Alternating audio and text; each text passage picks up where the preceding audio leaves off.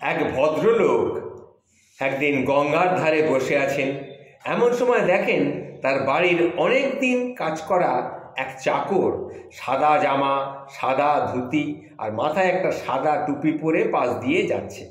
ওর দিকে তাকিয়ে হেসে চলে যাওয়ার সময় হঠাৎই ভদ্রলোকের মনে পড়লো, আরে এ তো আমার বাড়ির চাকর ছিল, কিন্তু সে তো অনেকদিন আগে মারা গেছে। তখন তিনি সেই লোকটিকে ডাকলেন, বললেন, কিরে, তুই তো বেশ কিছুদিন হলো মারা গেছিস, আমি কি তোকে ঠিক দেখছি? তখন চাকরটি বলল, ঠিকই দেখেছেন বাবু, আপনি ঠিকই দেখেছেন, আমি এখন যমদূত। ওই যে লোকটি গঙ্গায় স্নান করছে, দেখুন দেখুন, তাকিয়ে দেখুন, ওই যে লোকটি গঙ্গায় স্নান করছে, দেখছেন তো?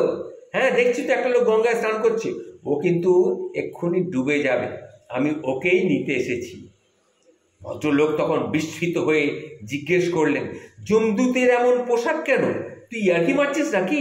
যমদূতকে এরকম পোশাক পরে নাকি? এরকম প্যান্ট শার্ট পরে থাকে, এরকম সাদা ধুতি, এরকম সাদা জামা, সাদা পাঞ্জাবি, এ সমস্ত পরে থাকে নাকি? মাথায় সাদা টুপি, আমার সঙ্গে ইয়ার্কি মারছিস? তখন লোকটি বলল, না, আসলে যমদূতেরা এইরকমই পোশাকই পরে। যাই হোক, ভদ্রলোক তখন বল, তুই তো আমার অনেক নুন খেয়েছিস, তা আমার একটা উপকার করবি? তখন সেই লোকটি বলল, বলুন, কি উপকার করব?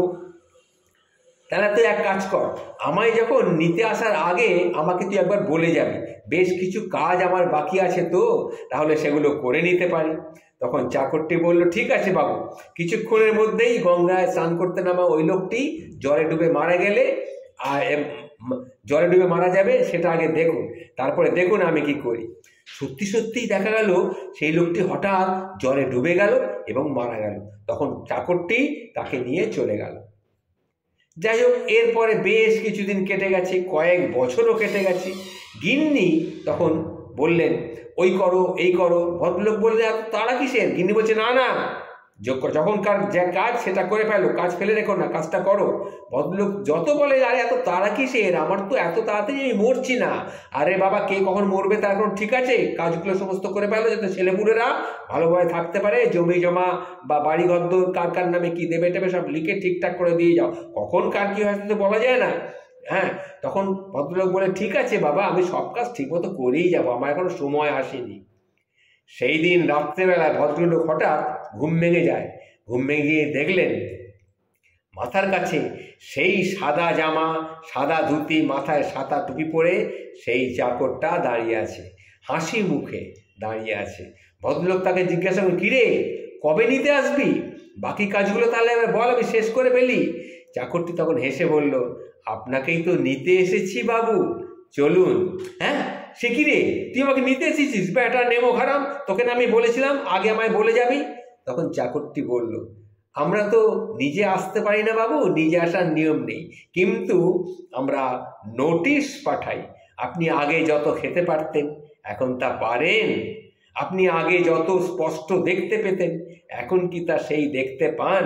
আপনি কত রকমের ওষুধ খান বলুন তো? আপনি লাঠি নিয়ে হাঁটেন, একটুতেই হাঁপিয়ে পড়েন, এগুলো আপনি দেখে বুঝতে পারেননি?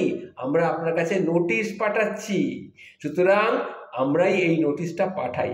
আপনারা সেই নোটিশটা যদি না পড়েন, তাহলে আমরা কি করতে পারেন বলুন?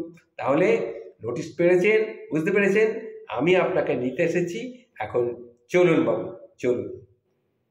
এই যে গল্পটি আমি আপনাদের সামনে করলাম, এটা একটি বিখ্যাত গল্প। এটার লেখক হচ্ছেন বিখ্যাত সাহিত্যিক বিমল কর। গল্পের নাম ছিল নোটিশ। এটা একটি অত্যন্ত শিক্ষামূলক গল্প, তাই আপনাদের মাঝে একটু পাঠ করে শোনালাম।